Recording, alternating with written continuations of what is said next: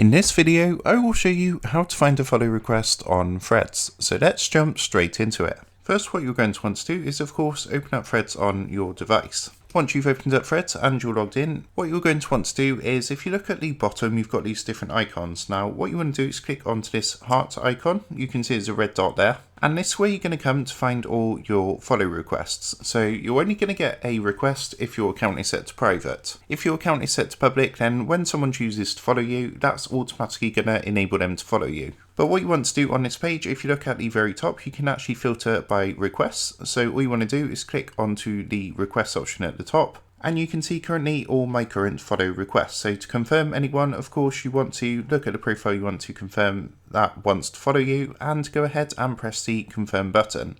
So I hope this quick tutorial helped you out today, and if it did, I would really appreciate it if you was to consider dropping down below the video, leaving a like and also subscribing to the channel. With that being said, I just want to take a minute to thank you guys for watching this quick tutorial, and I will see you in the next video.